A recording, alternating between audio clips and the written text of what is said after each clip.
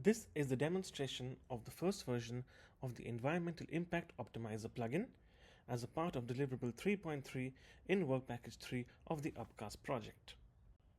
We begin by explaining the core plugin functionalities and its envisioned architecture. The Environmental Impact Optimizer plugin has broadly two main aspects.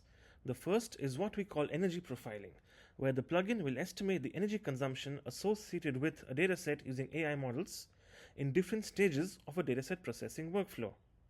This mainly includes storing the dataset and processing the dataset by applying operations to it.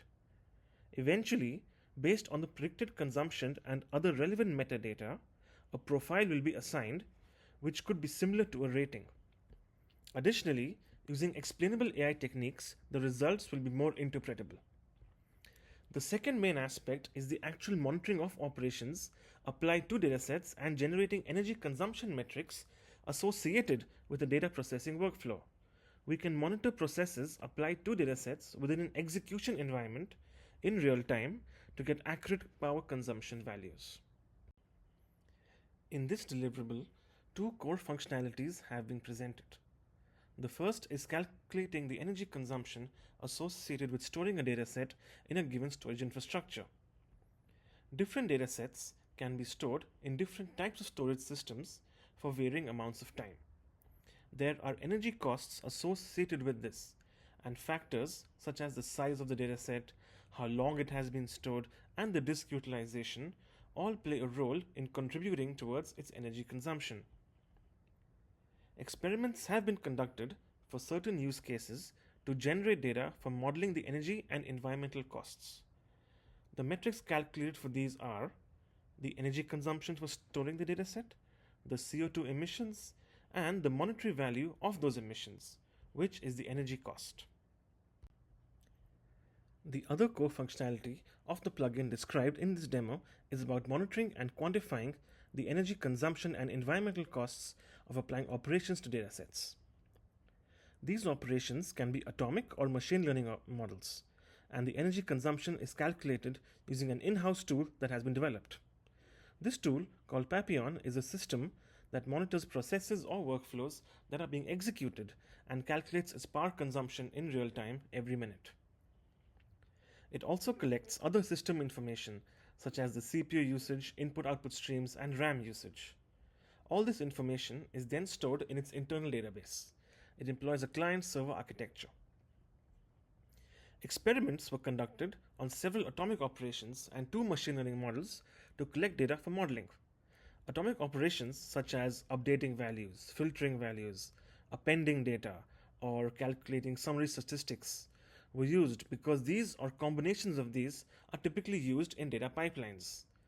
Complex workflows can also be broken down into multiple combinations of atomic operations. Hence, if the energy consumption is known for such operations, end users could have better estimates of their consumption in the long run.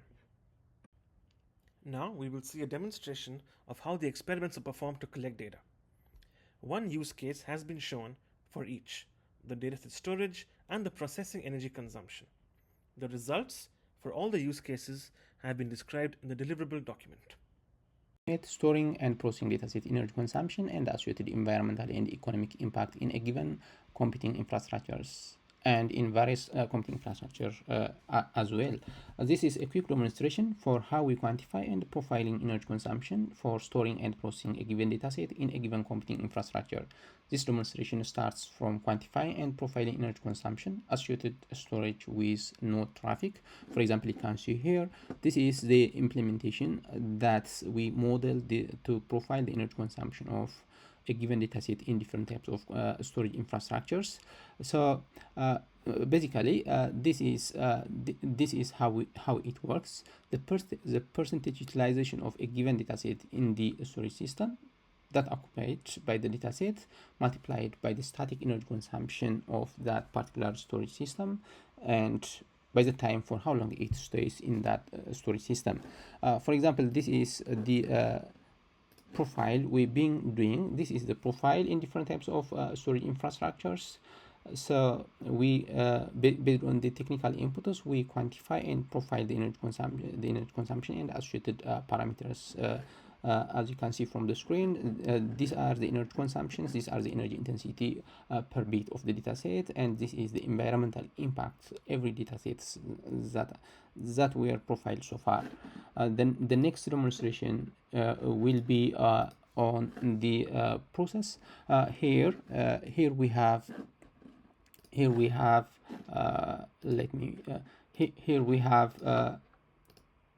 have Papian to profile the energy consumption of a given process or any type of operation associated with different types of datasets. So Papian is working as a server client architecture. This is the server side and this is the client side. For a quick demonstration here, I will show you that here these are different types of processes or tasks or different types of operations we've been used in our experiments. So for demonstration purpose, I will select, for example, the main one to tag and quantify the energy consumption and profile its energy consumption and associated parameters in my database, and I will show you that the profile. So these are this is applied on this dataset. This dataset has 27 features. It is a kind of time series dataset.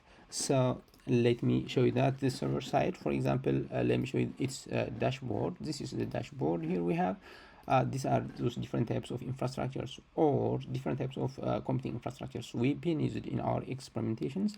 And the first one is the virtual machine, what I'm using right now for this demonstration. And this is the host. This is the infrastructure here we have.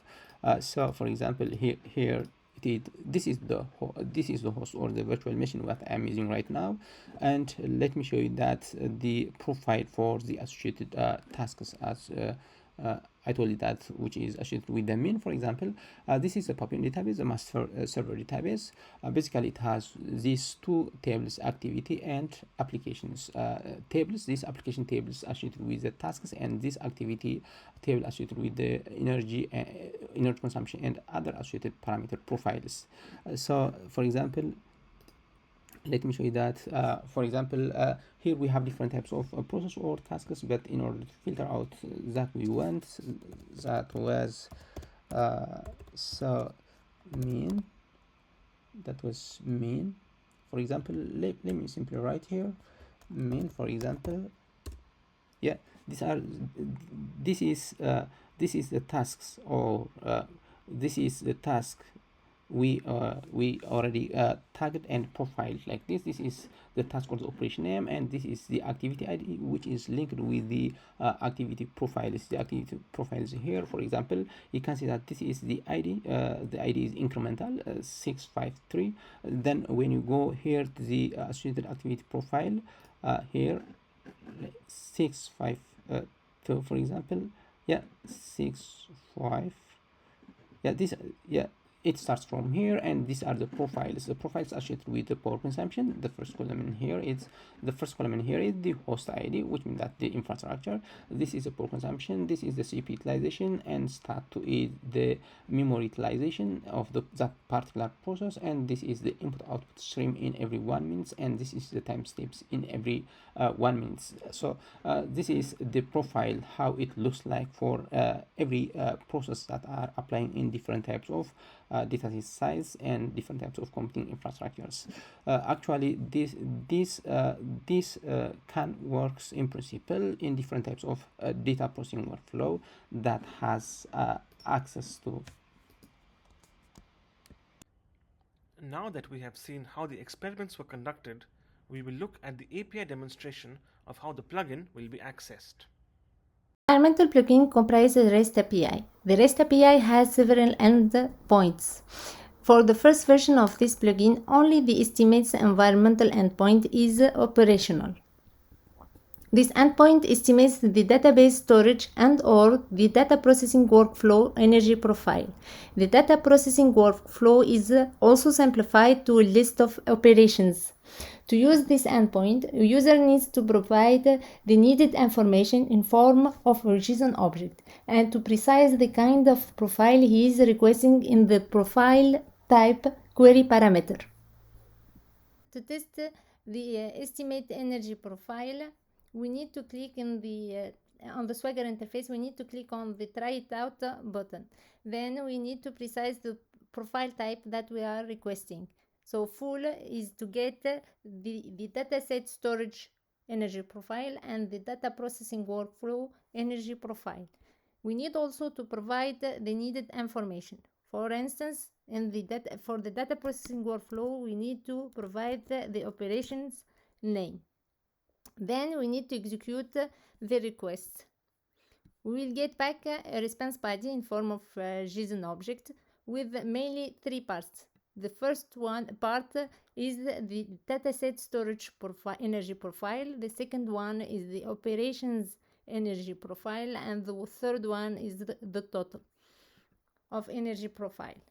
Now if we select another profile type like the storage and re-execute the same request, we will get back only the dataset storage energy profile. And if we select as a profile type the data processing workflow and execute the same request, we will get back the operation energy profile. The list of the full operation that we can use in the data processing workflow is available on the schema section under the operation.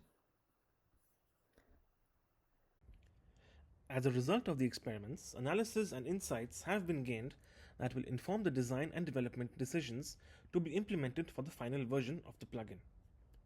These are available in the document of D3.3. Since this was the first version of the plugin, there are more tests and experiments to be performed before delivery of the final plugin.